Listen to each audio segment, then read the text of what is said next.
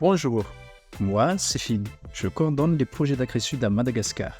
Aujourd'hui, je vous emmène dans l'ITAS au cœur d'un projet que nous portons depuis plus de 10 ans et que le groupe LSDH soutient activement, une véritable pépite.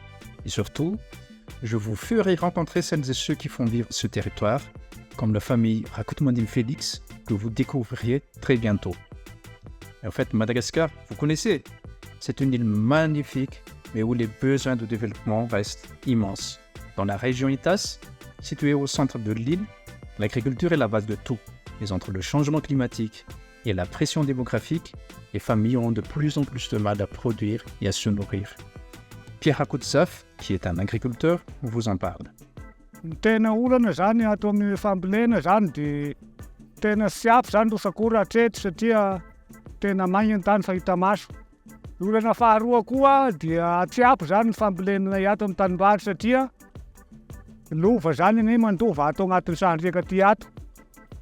Dia nefa ny raha fa amin'izao dia efa mizara na telo zany ny anjara kompleko amin'izao satria afa miteraka. Dia siapy zany ny fambolena amin'izao ny tany volena misy ny tena siapy.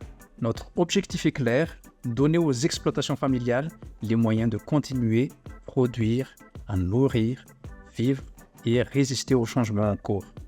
Pour y arriver, impossible d'agir seul. Nous travaillons avec les exploitations, avec les communes, la région, les services agricoles de l'État, les organisations agricoles et avec les centres de formation. C'est une dynamique territoriale, partagée, structurante. Alors, que faisons concrètement?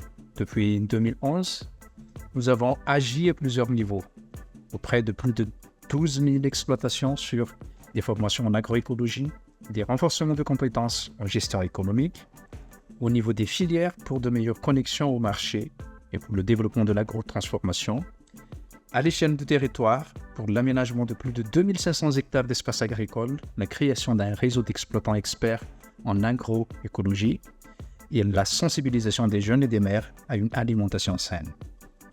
Aujourd'hui, quel rôle de LSDH? Nous entrons dans la dernière phase du projet qui est le moment décisif, assurer la pérennité de tout ce qui a été construit depuis 15 ans. Et c'est précisément là que l'appui de LSDH est essentiel. En 2025, il a permis la formation de 103 maîtres exploitants sur l'élevage à cycle court, l'installation de pépinières pour la production de jeunes plants et les terrassements comme de niveau. Il a aussi permis la reconnaissance officielle de 139 maîtres exploitants dans cette commune et puis l'avancée des expérimentations sur des biopesticides naturels pour faire face aux ravageurs du maïs et du riz.